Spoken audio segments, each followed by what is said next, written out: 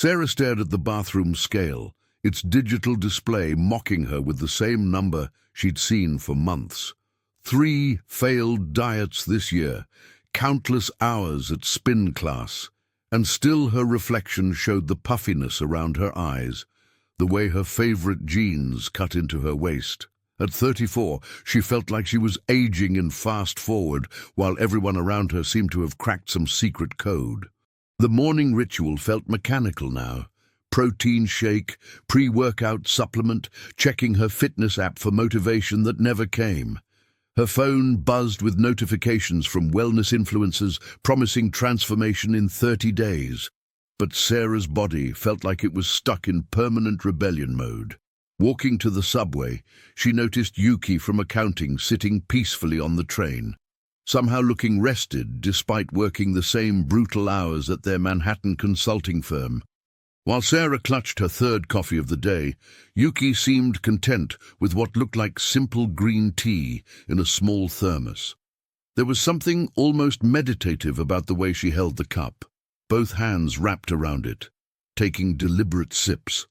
Sarah couldn't remember the last time she'd eaten or drunk anything without multitasking, scrolling through emails, reviewing presentations, or rushing between meetings.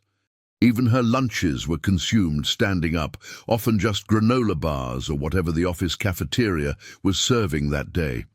That evening, unpacking groceries in her cluttered kitchen, Sarah found herself holding a small ceramic bowl that had belonged to her grandmother. She'd inherited it years ago but never used it, too small for her usual dinner portions, too delicate for her microwave-heavy lifestyle. The bowl fit perfectly in her palms, its weight somehow comforting. Her grandmother had lived to 93, never owning a gym membership or counting calories, yet she'd maintained the same dress size for decades. Sarah remembered visiting her as a child, watching her eat slowly from bowls exactly this size, always stopping when the food was finished rather than going back for seconds.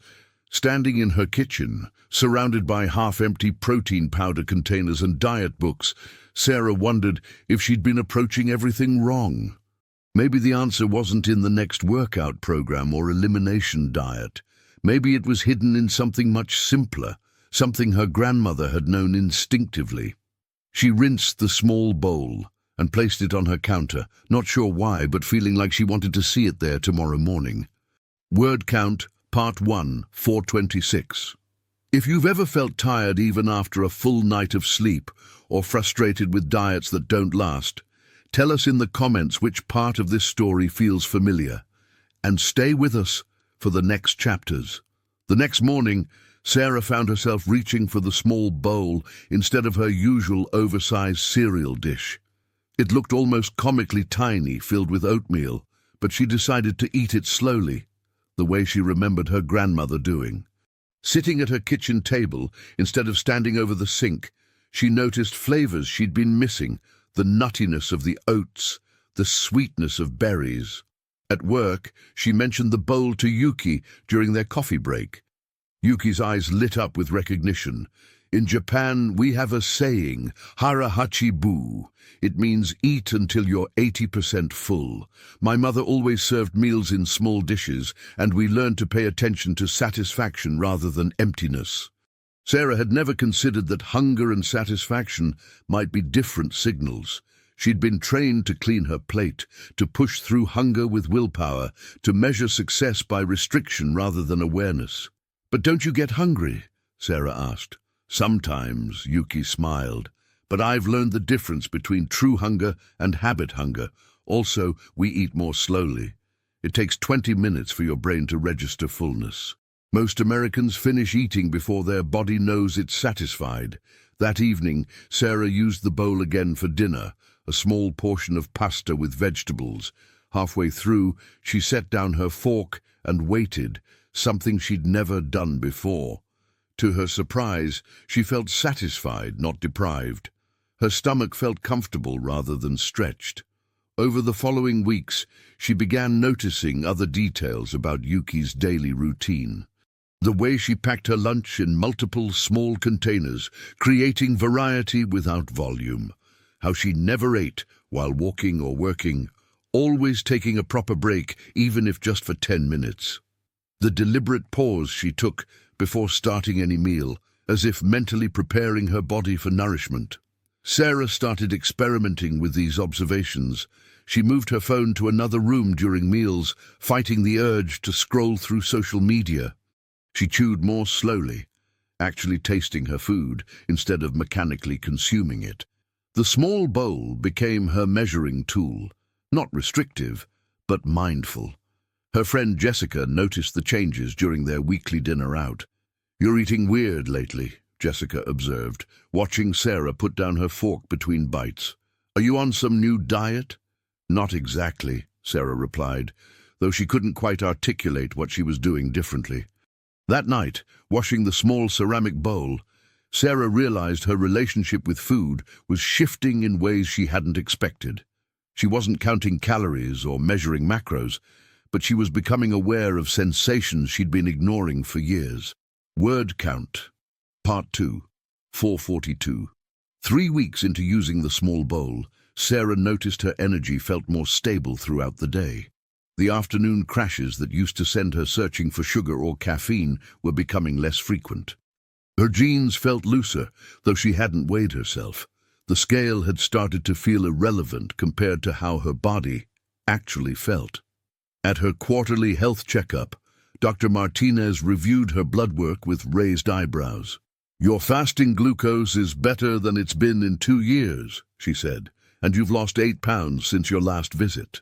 What changes have you made?" Sarah struggled to explain that she hadn't really been trying to lose weight, just eating from a smaller bowl and paying attention to when she felt satisfied. "Portion control is powerful," Dr. Martinez nodded. "But most people can't sustain it long term. How are you managing the psychological aspect?" That was the thing. It didn't feel like restriction. Sarah realized she'd been eating past fullness for so long that she'd forgotten what satisfied actually felt like. The small bowl was teaching her body's natural signals rather than fighting against them. Yuki invited Sarah to join her for lunch at a Japanese restaurant in Midtown. Sarah watched how Yuki approached the meal. Multiple small dishes, eating with chopsticks that naturally slowed the pace, sipping green tea between bites. Everything was presented beautifully, making even a simple lunch feel ceremonial rather than rushed. "In Japan, we believe the eyes eat first," Yuki explained. "When food looks beautiful and you eat slowly, you feel satisfied with less quantity. Also, we never drink cold beverages with meals. It interferes with digestion." Sarah thought about her habit of downing ice water throughout meals, never considering how it might affect her body's processing of food. She'd been treating eating like a race to finish rather than an experience to savor. That weekend, Jessica expressed her concerns during their shopping trip. "You're becoming obsessed with this Japanese thing," she said. "Can't you just eat normally? All this mindfulness stuff seems exhausting." Sarah felt defensive but also sad. What Jessica called normal was eating while distracted, stopping only when the container was empty, treating her body like a garbage disposal rather than something deserving care and attention. Walking home that evening, Sarah passed a mirror in a store window and barely recognized herself. Not because she looked dramatically different, but because she carried herself differently. Her shoulders seemed less tense, her face less puffy. The chronic bloating she'd accepted as normal was gone. That night, preparing dinner in her small bowl, Sarah realized she was learning to trust her body in ways she never had before. Word count. Part 3. 451. Would you rather force yourself with willpower or redesign your environment and habits like this character is learning to do? Comment. Which path makes more sense to you? And share this episode with someone who needs a gentler approach to change. The business trip to Chicago tested everything Sarah had been learning. The hotel breakfast buffet stretched endlessly. Colleagues grabbed oversized plates and piled them high, and the conference meals were served family-style with no portion guidance. Sarah found herself reaching for a dinner plate, then stopping. She asked the server if she could have a small bowl instead, earning confused looks from her colleagues. Mark from her team made a joke about her eating like a bird, but Sarah filled the bowl mindfully, focusing on variety rather than volume. During the rushed lunch between presentations, everyone grabbed sandwiches and ate standing up, scrolling through phones. Sarah took her food to a quiet corner, eating without distractions despite the chaos around her. She noticed she felt more energized during the afternoon sessions, while her colleagues seemed sluggish and complained about overeating. "You're different on this trip," Yuki observed as they shared a taxi to the airport. "More centered, even in stressful situations." Sarah realized that the habits she'd developed weren't just about food.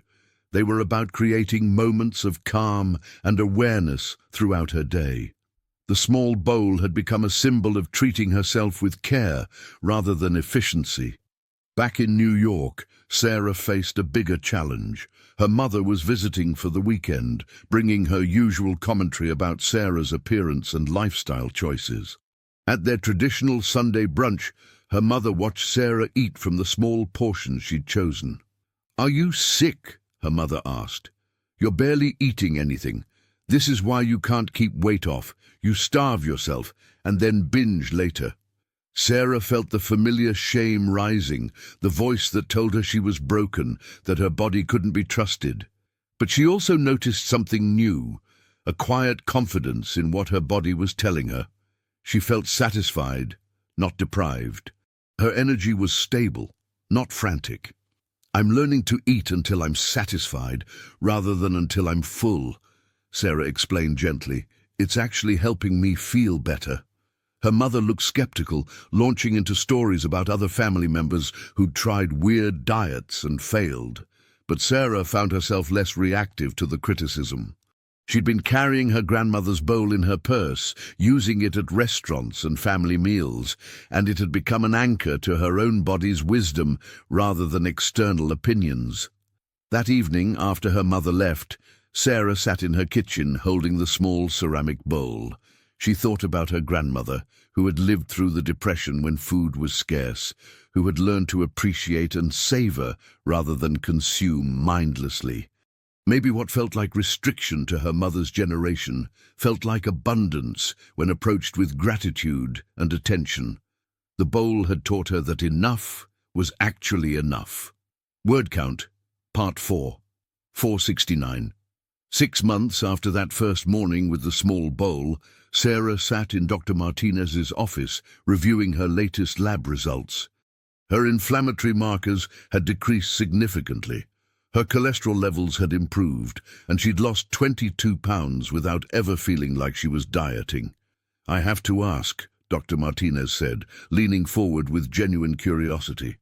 "What exactly have you been doing? These results suggest a complete lifestyle transformation, but you haven't mentioned any extreme measures." Sarah thought about how to explain that she hadn't been fighting her body, but learning to listen to it. The small bowl had been just the beginning, a gateway to understanding that her grandmother's generation had possessed wisdom that the modern diet industry had convinced her to abandon. "I stopped eating until I was stuffed and started eating until I was satisfied," Sarah said. "I know it sounds simple, but I realized I'd never learned the difference." She'd also started other Japanese-inspired habits that Yuki had shared. Drinking warm tea instead of ice water with meals, which seemed to help her digestion. Taking a short walk after dinner, which Yuki called 1,000 steps to health. Eating vegetables first, then protein, then rice or pasta, an order that seemed to help her feel full more quickly. But the deeper change was psychological. Sarah had spent decades believing that her hunger couldn't be trusted, that satisfaction was somehow morally suspect, that she needed external rules and restrictions to control her supposedly broken relationship with food. The small bowl had taught her that her body had been trying to communicate with her all along. She just hadn't known how to listen. Every meal had become an opportunity to practice attention and care rather than mindless consumption. I think I was treating my body like an enemy instead of an ally, Sarah continued. These habits helped me realize that my body actually wants to be healthy. I just needed to stop overriding its signals. Dr. Martinez nodded thoughtfully. She'd seen countless patients struggle with yo-yo dieting, self-punishment, and the exhausting cycle of restriction and rebellion that characterized most approaches to weight management. What you're describing aligns with emerging research on intuitive eating and mindful consumption, she said. The Japanese have some of the longest life expectancies in the world, and their traditional eating practices emphasize exactly what you've discovered. Portion awareness, slow eating, and stopping before fullness. Walking home from the appointment, Sarah stopped by a kitchen store and bought 3 more small bowls. One for work, one to keep at her parents' house, and one to give to Jessica, who had recently asked for specifics about Sarah's transformation. That evening, preparing dinner in her familiar ceramic bowl, Sarah reflected on how differently she thought about her body now. Instead of seeing it as something to be controlled, conquered, or fixed, she'd learned to see it as something worthy of care, attention, and respect. The bowl sat on her kitchen counter every night, waiting for the next meal, holding space for a different kind of relationship with nourishment. Word count, Part 5, 491. 2 years later, Sarah stood in her kitchen, preparing lunch for her visiting niece, automatically reaching for 2 small ceramic bowls. Emma, age 8, looked skeptically at the portion size. "Is that enough food?" Emma asked, echoing the concern Sarah had heard so many times from family members who still equated love with large portions. "Let's try it and see how we feel," Sarah suggested. "We can always have more if we're still hungry." They ate slowly, talking between bites, and Emma discovered that the small portion satisfied her completely. After lunch, they took a walk around the neighborhood, another habit Sarah had maintained from her time learning from Yuki, who had since returned to Tokyo, but remained a close friend. Sarah's transformation had rippled through her relationships in unexpected ways. Jessica had eventually embraced some of the practices after watching Sarah's sustained changes. Her mother remained skeptical, but had stopped making comments about Sarah's weird eating. Most importantly, Sarah had developed a confidence in her own body's wisdom that extended far beyond food choices. At work, she'd been promoted to senior consultant, partly because of the calm presence and sustained energy she brought to challenging projects. The afternoon crashes and brain fog that had once derailed her productivity were distant memories. Her dating life had improved too. Instead of feeling self-conscious about eating in front of others, she felt comfortable with her choices and habits. Her current relationship with David was built on mutual respect for each other's wellness practices, rather than bonding over shared indulgences or complaints about their bodies. The most profound change was psychological.